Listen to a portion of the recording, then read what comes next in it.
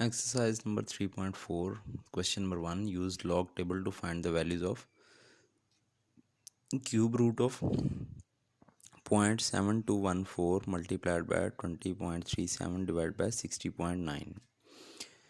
तो दोनों साइड का पहले स्टेप में इसको लेट के एक्स के इक्वल कर देना है और लेट करना है इसको एक्स के इक्वल।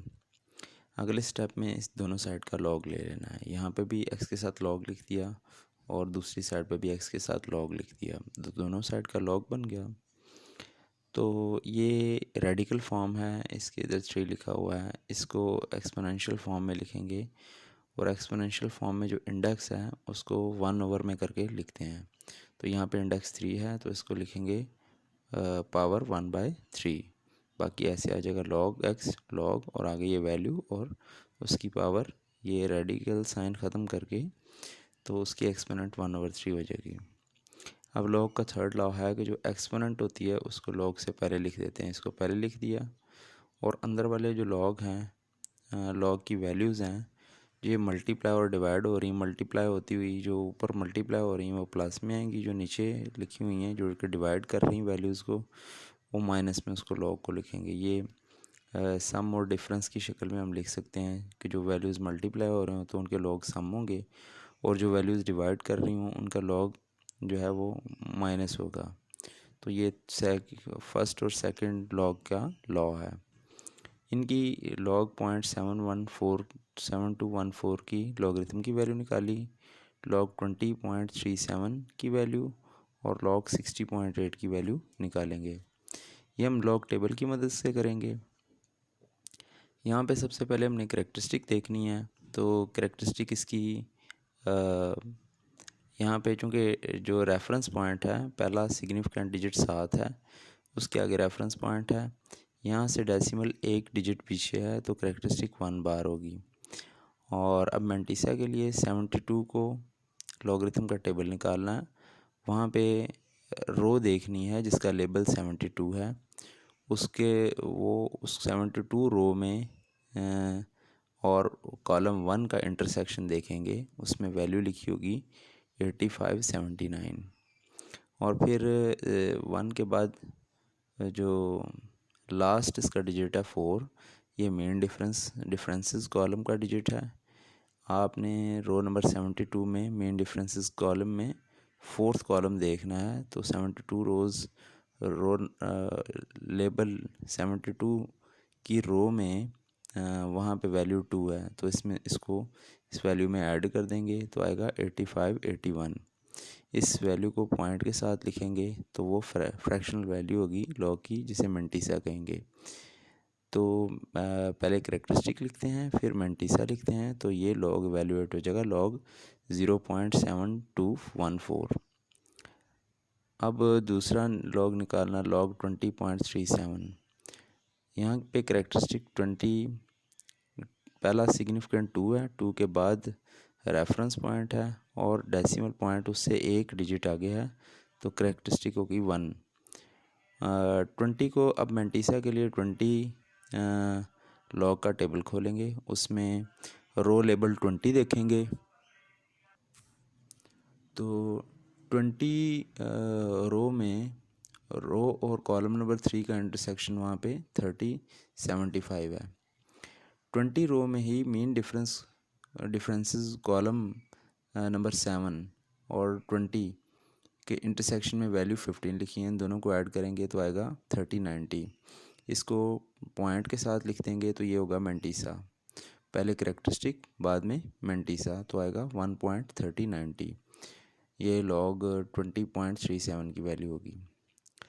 लास्ट वैल्यू है लॉग 60.8। लॉग 60.8 है तो इसको एवेलुएट करेंगे।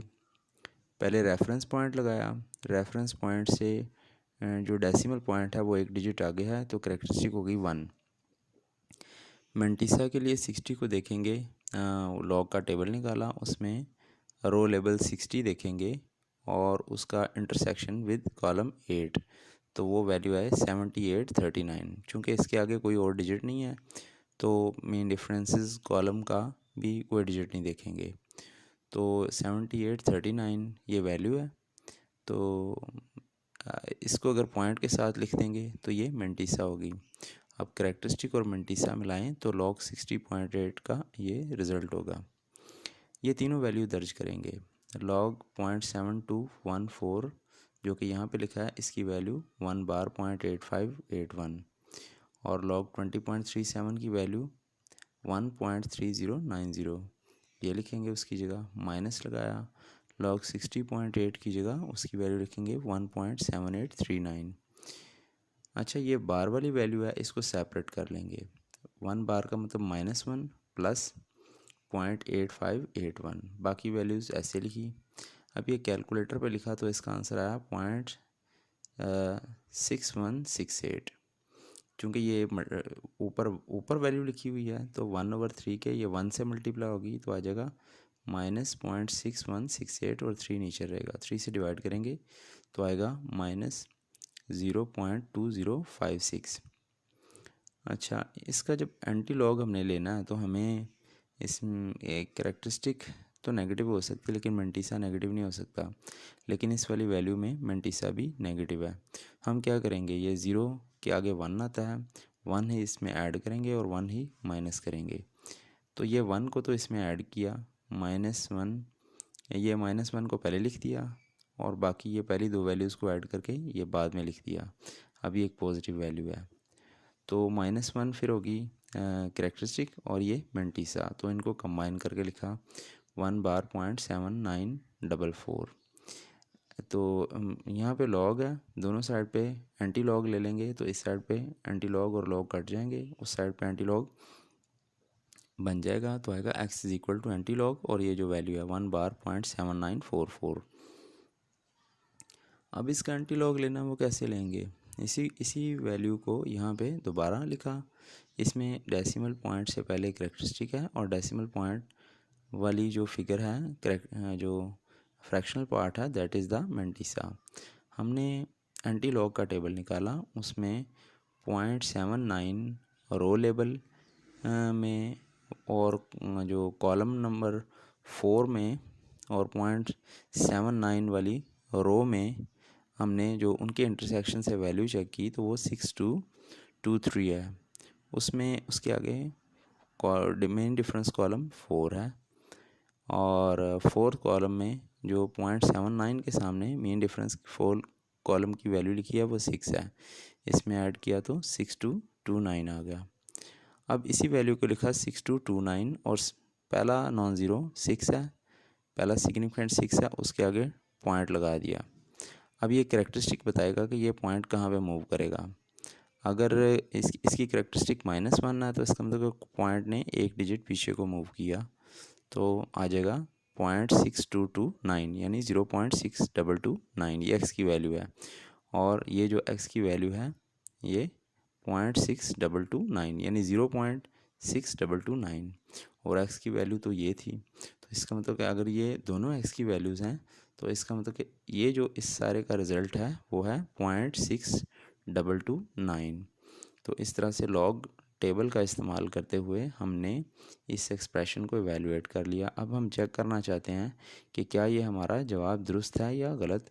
तो हम ये सारे एक्सप्रेशन को कैलकुलेटर पे इवेलुएट करेंगे, इसका आंसर भी 0.6229 आ जाएगा। तो इसका मतलब है कि जो हमने एक्सप्रेशन इवेलुएट किया है लॉग टेबल की मदद से, लॉग और एंटी लॉग टेबल की मदद से, तो वो इवेलुएट हो गया है।